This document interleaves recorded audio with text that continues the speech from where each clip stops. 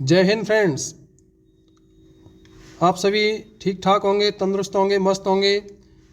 देखिए, बात करते हैं नेक्स्ट वीडियो की। बहुत ही महत्वपूर्ण वीडियो है जिसे मैं आपके सामने लेकर के आया हूँ आर्मी के। आइए बात करते हैं क्वेश्चनों की। तो फर्स्ट क्वेश्चन है, पूर्व वैदिक या ऋग्वैदिक संस्कृति का काल किसे माना जाता है? तो ये आप सभी जानते होंगे, जो पूर्व वैदिक काल है या ऋग्वैदिक काल है वो 1500 ईसा पूर्व से लेकर के 600 1000 ईसा पूर्व तक का है।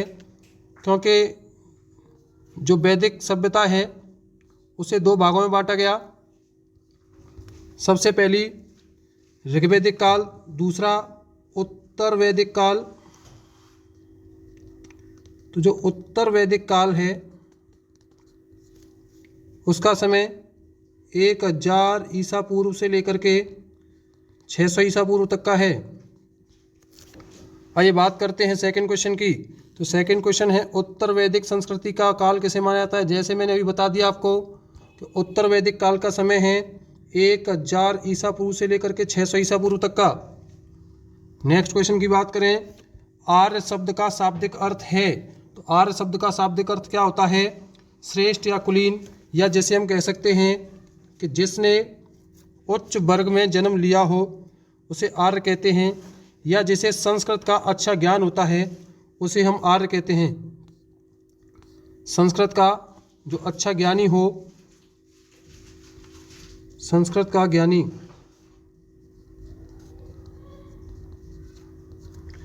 नेक्स्ट क्वेश्चन है, प्रारंभिक आर्यों के बारे में निम्न कथनों में से कौन सा सही है? तो देखिए, प्रारंभिक जो आर्य थे संस्कृत बोलने वाले थे, वे घुड़सवारी किया करते थे, वे कई झंडों में भारत पहुंचे, या वे मुख्यतः नगरों में निवास करते थे। तो वे मुख्यतः नगरों में निवास करते थे।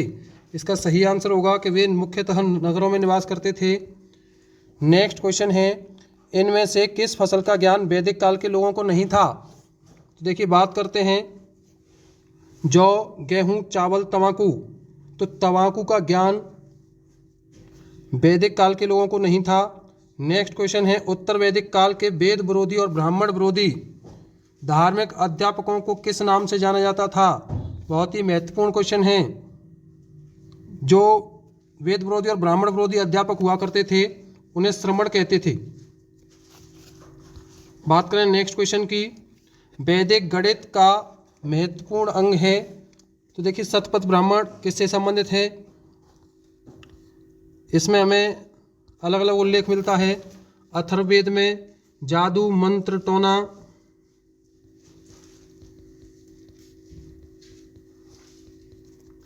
और छांदोग्य उपनिषद एक अलग है, शतपथ ब्राह्मण अलग है। इसकी बात हम आगे करेंगे।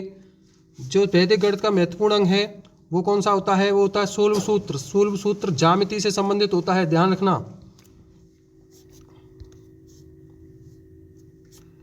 किस वेद में प्राचीन वैदिक युग की संस्कृति के बारे में सूचना दी गई है? तो ये आप सभी जानते होंगे, ऋग्वेद में प्राचीन वैदिक युग की संस्कृति के बारे में सूचना दी गई है।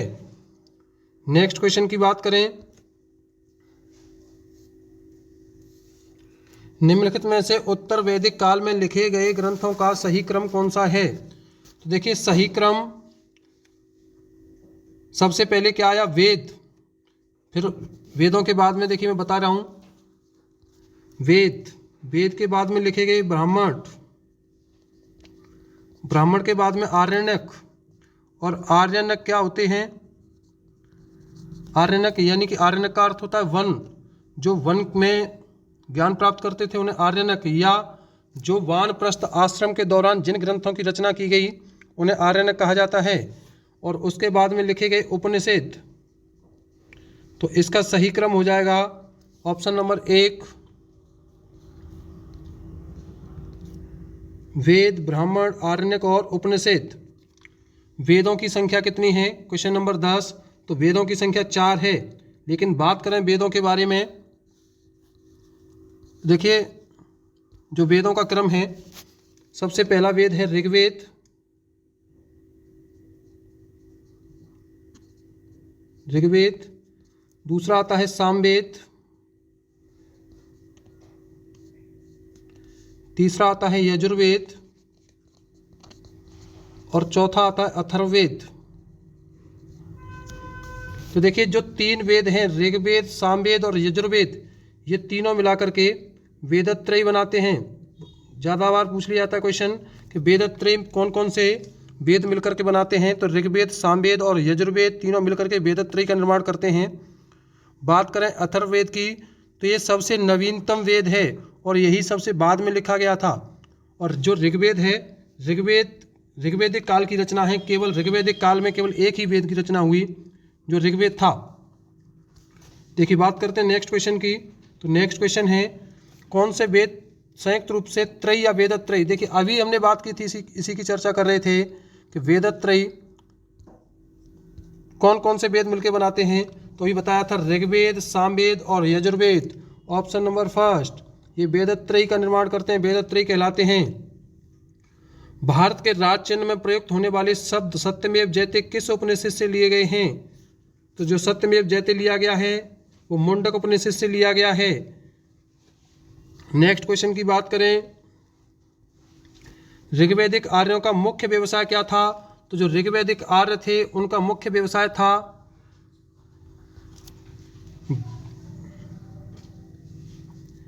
कृषि। उनका मुख्य व्यवसाय कृषि, पशुपालन, शिक्षा या व्यवसाय। तो व्यवसाय तो वो किया ही करते थे, लेकिन पशुपालन और कृषि उनके मुख्य व्यवसाय थे। भारतीय संगीत का आदि ग्रंथ क्या कहलाता है। तो भारतीय संगीत का जो आदि ग्रंथ है वो सामवेद है। इसे ही हम संगीत का जनक कहते हैं। भारत के अंदर जो संगीत का जनक है, संगीत कौन सा, सामवेद। इसे ही हम संगीत का जनक कहते हैं। कौन सा वेद संगीत का जनक है। तो संगीत का जनक सामवेद पाया जाता है। बात करें नेक्स्ट क्वेश्चन की, प्रथम विधि निर्माता कौन थे। तो प्रथम विधि निर्माता मनु, प्रथम विधि निर्माता मनु थे। और मनु ने क्या लिखा। तो मनुस्मृति, मनु की रचना कौन सी है, मनुस्मृति इनके द्वारा लिखी गई। बहुत ही महत्वपूर्ण रचना है मनुस्मृति। देखिए बात करें नेक्स्ट क्वेश्चन की। नेक्स्ट क्वेश्चन है पुराणों की संख्या कितनी है। पुराणों की संख्या 18 है। और सबसे प्राचीनतम जो पुराण है, सबसे प्राचीनतम पुराण है मत्स्य पुराण। मत्स्य पुराण। नेक्स्ट क्वेश्चन है वैदिक धर्म का मुख्य लक्षण इनमें से किसकी उपासना थी। तो जो वैदिक धर्म का मुख्य लक्षण था वो प्रकृति की पूजा किया करते थे। किसकी पूजा करते थे, प्रकृति की पूजा किया करते थे। नेक्स्ट क्वेश्चन है किस देवता के लिए ऋग्वेद में पुरंदर शब्द का प्रयोग हुआ है। तो इंद्र देवता के लिए ऋग्वेद में पुरंदर शब्द का प्रयोग हुआ है। और पुरंदर शब्द का अर्थ क्या होता है। पुरंदर शब्द का अर्थ होता है किलों को तोड़ने वाला, किलों को तोड़ने वाला। नेक्स्ट क्वेश्चन है सुलभ सूत्र किस विषय से संबंधित है। तो सुलभ सूत्र मैंने बता दिया है। सुलभ सूत्र आपको ये ज्यामिति गणित से संबंधित है। बात करें नेक्स्ट क्वेश्चन की, अस्तो मां शतक में कहां से लिया गया है। तो असतो मां शतक में ऋग्वेद से लिया गया है। नेक्स्ट क्वेश्चन, आर्य भारत में बाहर से आए और सर्वप्रथम बसे थे। तो सबसे पहले भारत में आकर के वो पंजाब में बसे, लेकिन थे कहाँ के निवासी। तो आर्य मध्य एशिया से आए थे।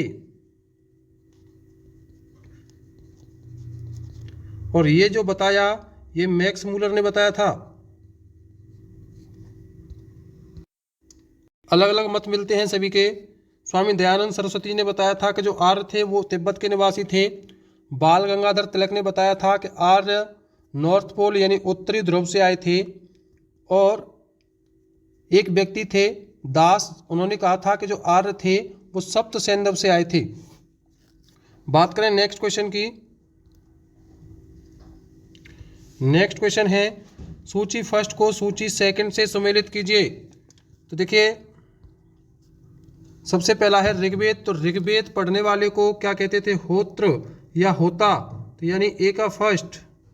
सेकंड यजुर्वेद, यजुर्वेद को पढ़ने वाले को क्या कहते थे, अधर्यु यानी बी का सेकंड। सी सामवेद, सामवेद पढ़ने वाले यानी गाते थे तो उद्गाता। और डी बचा तो डी का 4, सही आंसर होगा ए।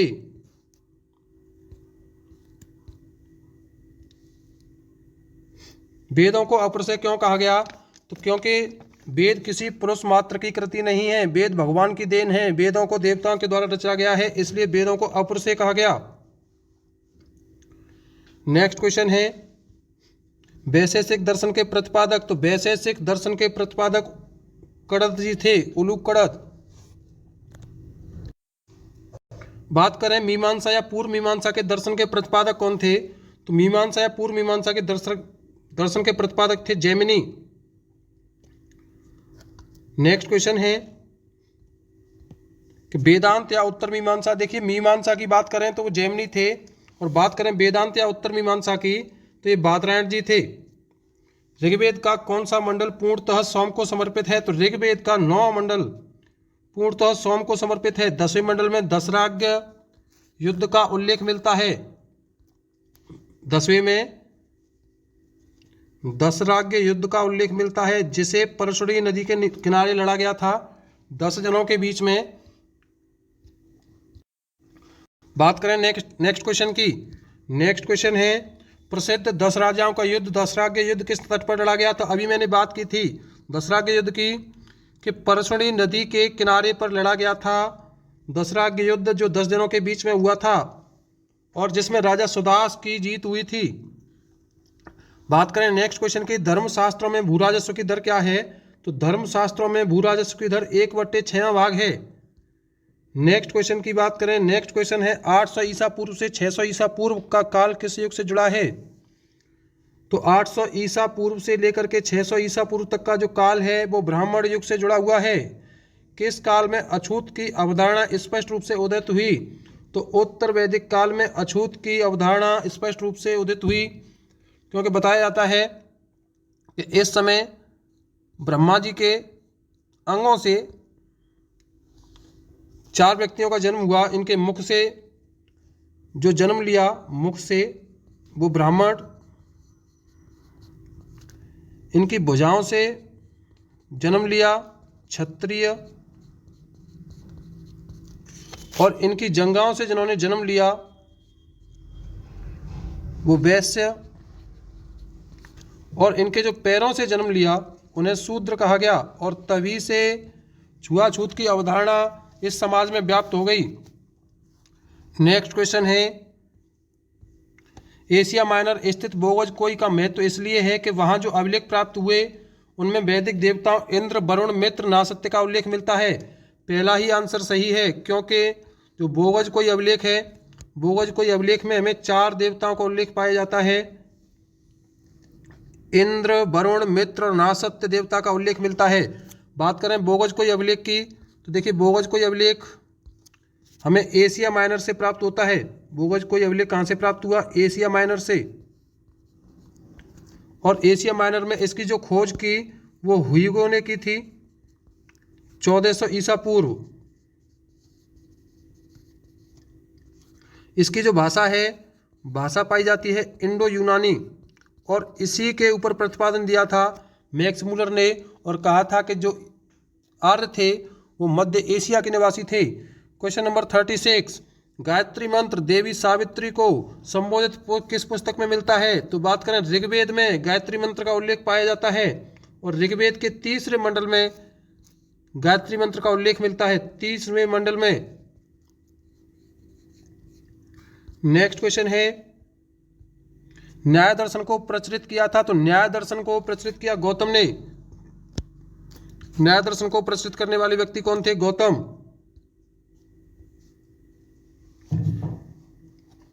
प्राचीन भारत में निष्क के नाम से जाने जाते थे, और तो निष्क के नाम से प्राचीन भारत में चांदी के सिक्कों को निष्क कहा जाता था।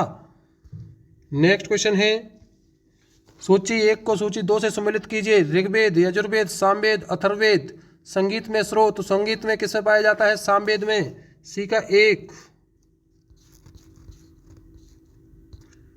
1। बात करें स्रोत एवं कर्मकांड, तंत्र मंत्र एवं वशीकरण, तो तंत्र मंत्र एवं वशीकरण अथर्ववेद में पाए जाते हैं, यानी कि 3रे का डी। तो C1 और D3 देखें, C1D3 पहला ही ऑप्शन सही है।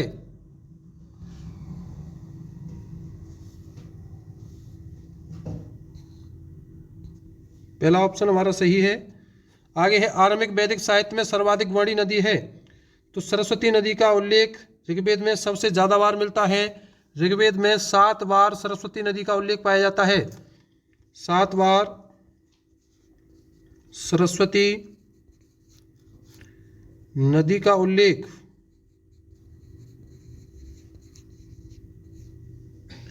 नेक्स्ट क्वेश्चन है, उपनिषद काल के राजा अश्वपति शासक थे, तो उपनिषद काल के जो शासक अश्वपति थे वो केकई के निवासी थे, केकई के शासक थे। आगे है अध्यात्म ज्ञान के नचिकेता और यम का संवाद किस उपनिषद में प्राप्त होता है, तो कठोर उपनिषद में नचिकेता और यम का संवाद हमें प्राप्त होता है।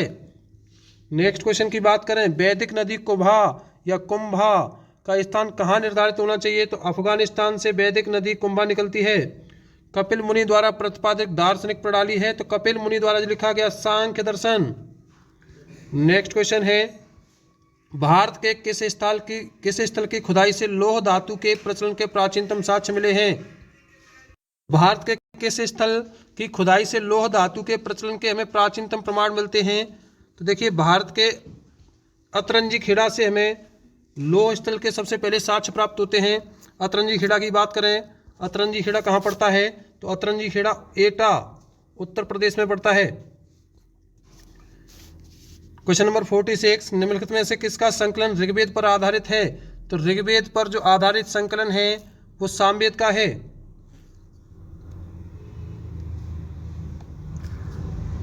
नेक्स्ट क्वेश्चन है, निम्नलिखित में से कौन प्रस्थानत्रय में शामिल नहीं है, तो प्रस्थानत्रय में बात करें, प्रस्थानत्रय की, प्रस्थानत्रय क्या होता है, जिसमें स्मृति, न्याय और श्रुति तीनों चीज होती हैं, उसे प्रस्थानत्रय कहते हैं। और प्रस्थानत्रय में जो शामिल नहीं है वो ब्रह्मसूत्र इसमें शामिल नहीं है। क्वेश्चन नंबर 47, कर्म का सिद्धांत किससे संबंधित है, तो कर्म का सिद्धांत मीमांसा से संबंधित है। और मीमांसा की रचना किसने की, तो मीमांसा की रचना जैमिनी ने की थी। 2 तरीके के मीमांसा हैं, एक उत्तर वैदिक मीमांसा और एक मीमांसा। मीमांसा किसने लिखी, जैमिनी ने। और बात करें उत्तर वैदिक मीमांसा की, तो वैदिक मीमांसा बादरायण जी ने लिखी थी।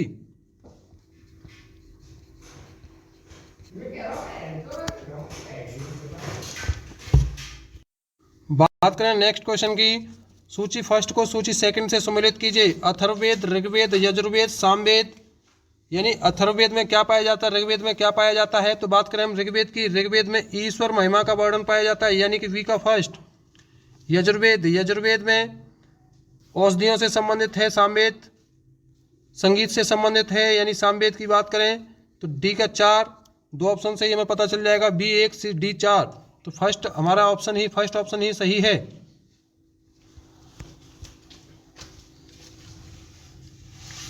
चरक संहिता नामक पुस्तक किस विषय से संबंधित है, तो चरक संहिता नामक चिकित्सा से संबंधित है। आज के यही क्वेश्चंस हैं। मैं आशा करता हूं आप सभी के समझ में आए होंगे। जो भी मेरे भाई नए हैं प्लीज़ लाइक करें, शेयर करें और सब्सक्राइब करें।